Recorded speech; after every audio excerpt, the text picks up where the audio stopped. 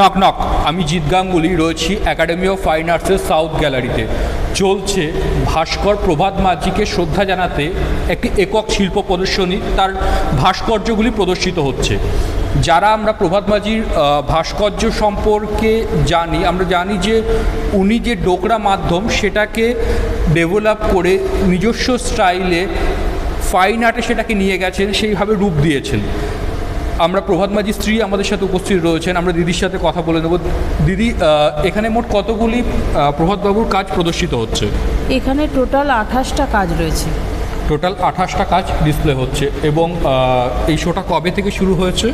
সেপ্টেম্বরের 3 তারিখ থেকে শুরু হয়েছে, চলবে 9 সেপ্টেম্বর অবধি। আচ্ছা, যে কাজগুলি রয়েছে এগুলো কি মানে মোটামুটি টাইম পিরিয়ড কি আপনার মনে আছে? কোন সাল থেকে কোন সালের মধ্যে আছে এগুলো?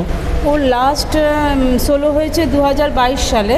এই 22-এর পর থেকে এই 24 পর্যন্ত, মানে ও যতদিন ছিল, মানে এপ্রিলের আগে অবধি, মানে ওই টাইম পিরিয়ডের মধ্যে কাজগুলোর কাস্টিং করা আছে। আচ্ছা, মানে লাস্ট 2 বছরের যে কাজ সেগুলি এখানে ডিসপ্লে হচ্ছে।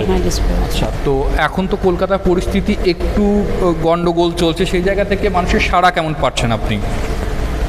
আসছে, মানুষজন আসছে, তবে অল্প। মনের পরিস্থিতি তো সবারই খারাপ। তবে আসছে, মানুষজন আসছেন। আচ্ছা, আর প্রদর্শনীটির উদ্বোধনী অনুষ্ঠানে কারা উপস্থিত ছিলেন? প্রদর্শনীটির উদ্বোধনী অনুষ্ঠানে ছিলেন ক্যালকাটা স্কাল্পচার্সের কর্ণধার শ্রদ্ধেয় তাপস সরকার মহাশয় এবং শ্রদ্ধেয় অশোক মুখার্জি মহাশয় ছিলেন। আচ্ছা, ধন্যবাদ আপনাকে। আর আপনারা পুরো প্রদর্শনীটি দেখুন, আমরা দেখাবো ভিডিওতে। কেমন লাগলো প্রদর্শনীটি মতামতে অবশ্যই জানাবেন।